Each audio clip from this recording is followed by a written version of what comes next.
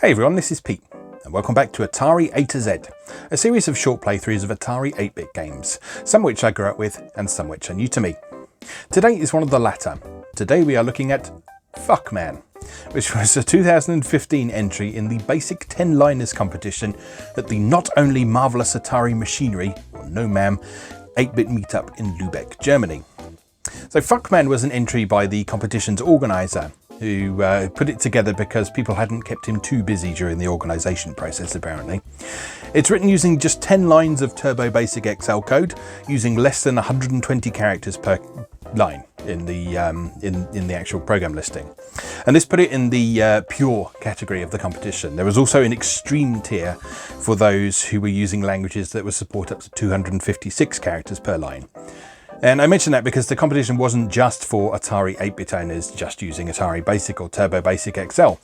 As the event's title, the Not Only Marvelous Atari Machinery, or NOMAM acronym suggests, it was also open to Commodore 64 and Commodore 128 owners, and also owners of, what he referred to as the Schneider CPC, which was the German release of the Amstrad CPC, but presumably people who owned Amstrad CPCs were perfectly legitimate entrants as well.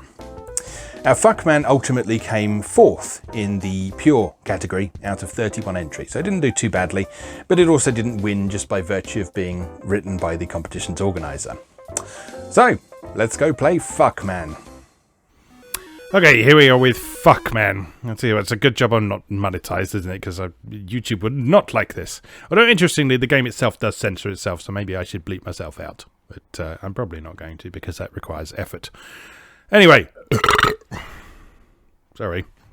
Where was I? Yes, Fuckman. Collect dots, avoid holes. This game was written in 10 lines of Turbo Basic XL, remember? So bear that in mind. Here we go.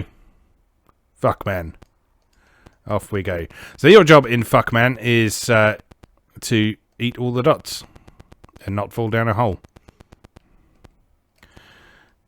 Oops. I fell down a hole. Let's try again.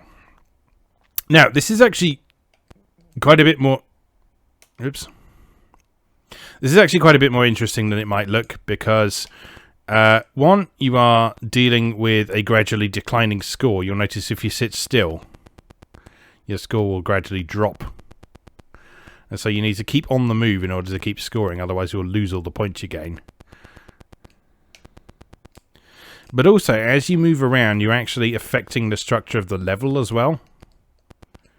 So because you effectively create a hole whenever you eat a dot,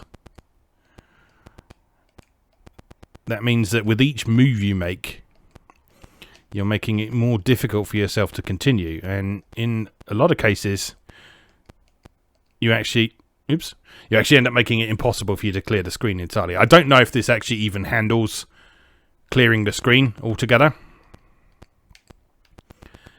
Like I say, you have to bear in mind that it was written in 10 lines of Turbo Basic XL. For another burp coming just to warn you. And so there's going to be a limitation to how much it actually bothers to do, because of how much it would have, been practical to code in that amount of space. But in practice, you're actually much more likely to fail before clearing the screen anyway. Oops. That was incorrect. Anyway.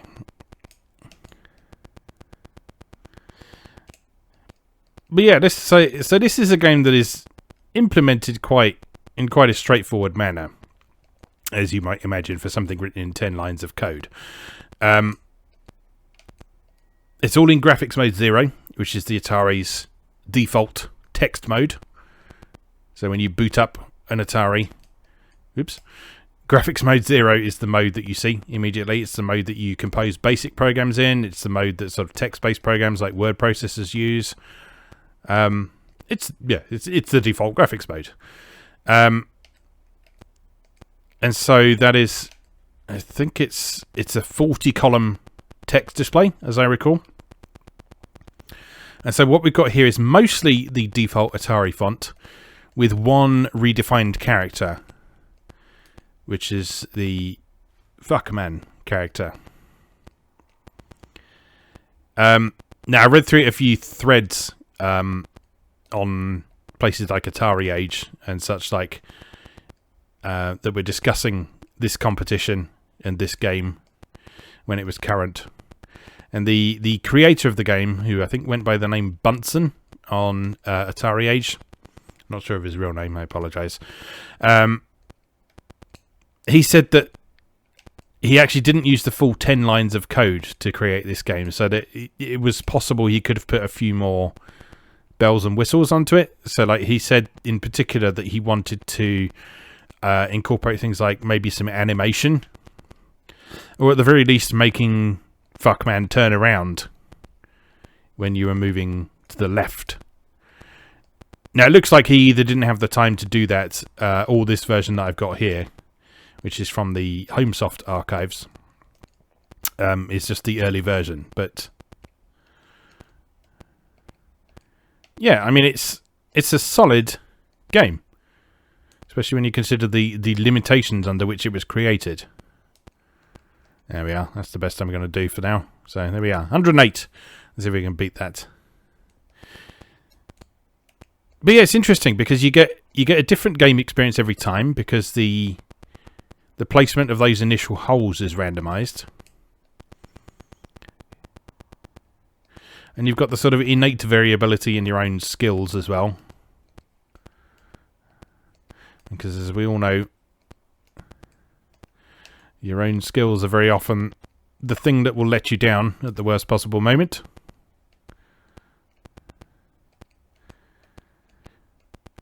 And then you've got the gradually declining score as well, so you have to work quickly as well. Oops. Screwed myself out of some points there. Never mind.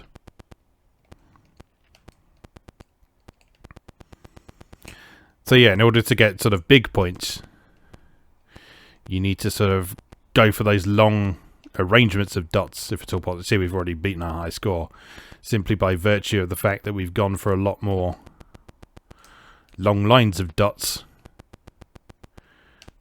than sort of little fiddly patterns. Say 143 that time. It's interesting that it was starting to slow down a bit there. I wonder if it's because the score number was higher, and just the virtue of the fact it was dealing with the larger number made it a little bit slower. Although that said, this is Turbo Basic XL, which was a lot quicker than Atari Basic. That was obviously where its name came from. So I wouldn't expect it to slow that much down just by virtue of having a 3-digit number. Well, let's see if we can get up to a 3-digit score again and see if that has an impact on how quickly things run. So we're up to 64 so far. Again, let's try and get some of those long lines of dots if we can. There's a nice long one.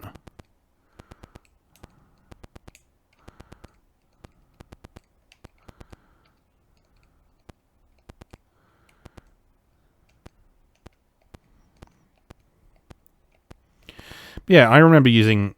Oh, bugger. I remember using Turbo Basic XL quite a bit.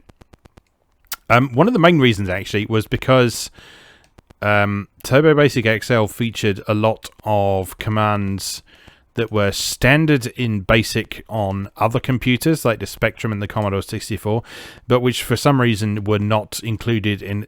Oops. But for some reason which were not included in Atari Basic. Things like the basic stuff, like typing CLS to clear the screen. You couldn't do that in Atari Basic. There were, excuse me, there were alternative ways that you could do that, of course. Like there was a special character you could print that would clear the screen. Or you could just switch graphics mode. So like if you were in graphics mode and then you told the Atari to switch to graphics mode 0 again, that would clear the screen as well. But Turbo Basic implemented a lot of those commands that weren't in Atari Basic. And so what I found was it was quite a good way of, if you picked up a book on programming, that would often include basic listings that were primarily intended for the slightly more popular computers at the time, like the Spectrum and the Commodore 64 and the like. Sometimes they would have an appendix on the changes you need to make for various platforms. So the changes you need to make if you were typing in the Spectrum listing on like a BBC Micro or something like that, or on an Atari. But sometimes they didn't. In which case, it was very useful to have something like Turbo Basic XL where you could... Yeah, it does slow down when the score goes over 100, doesn't it? That's interesting. Yeah, it would just allow you to use some of those commands that you otherwise wouldn't be able to use on the Atari 8-bit, which was nice. Of course, if you were a pro Atari 8-bit programmer, then you could find ways around those anyway and just sort of substitute your own commands and port things across fairly easily.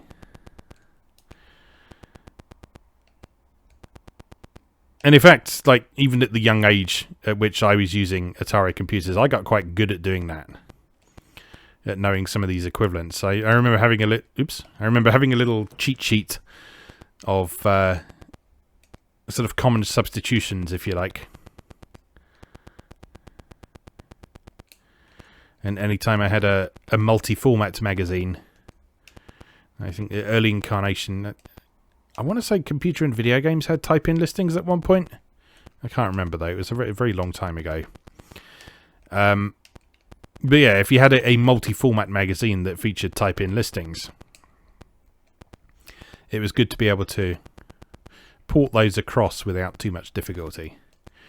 Now, obviously, there were times when you couldn't do that. So, like, if there was anything that sort of accessed the exclusive hardware features of a particular platform, then, yeah, it wasn't quite such an easy process. But in most cases, the kind of level of stuff that you got as a type-in listing in a magazine wouldn't tend to be so complex that it was sort of doing a lot with a platform's particularly unique features. Like, the most it might do is sort of have some machine code routines in there, where it was directly addressing particular parts of the hardware or memory.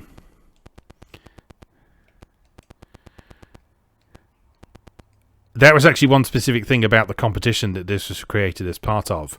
As part of those 10 basic lines, they were not allowed to call any machine code routines.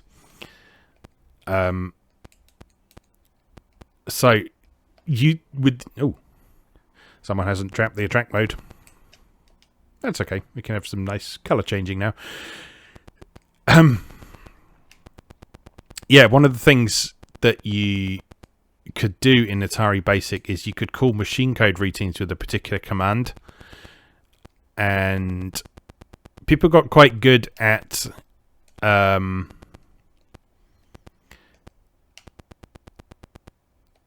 sort of basically encoding machine code routines into like a short string of letters. And that's sort of real black magic stuff from my perspective. But yeah, there were like short strings of letters you could put into a particular Atari Basic command, and that would sort of address a particular part of the computer hardware directly and get it to do something cool, or more quickly anyway. That was the main reason for using machine code, is that it was a lot quicker than calling particular functions from Basic. But yeah, one of the specific requirements of this competition was that people shouldn't do that. They had to do everything using just the built-in functions of the basic interpreter that they were using. In this case, Turbo Basic XL. Right, let's make this the last go. As hypnotic as I'm finding this. All right, maybe this one's the last go. As hypnotic as I'm finding this, particularly with the attract mode going like this, there's a limit to how much one can say about it.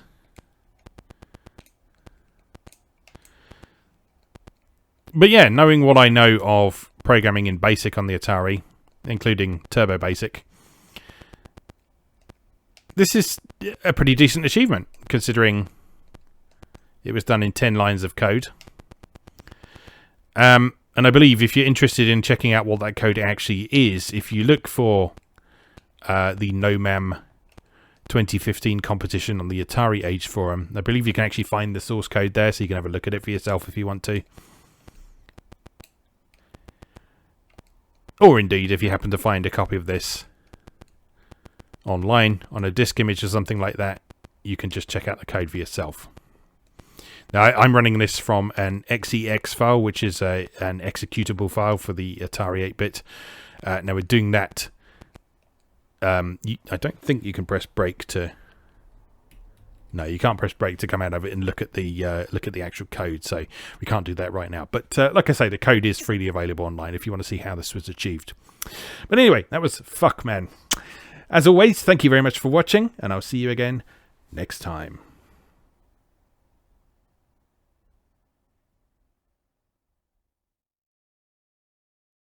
Thanks for watching. If you enjoyed this video, please help out the channel by leaving a like or a comment and subscribing. New episodes of Atari A to Z are on Tuesdays and Atari ST A to Z on Thursdays. Check out atariatoz.wordpress.com for a full archive. Do please also check out my other projects moegamer.net, where I explore Japanese and Japanese-inspired games from yesterday and today, and videopackgames.wordpress.com, which aims to catalogue the small but well-formed library of the Philips G7000 Videopack computer, also known as the Magnavox Odyssey 2. You can also support my work on Patreon or buy me a coffee. You can find links to do both down in the video description. Thanks again, and I'll see you next time.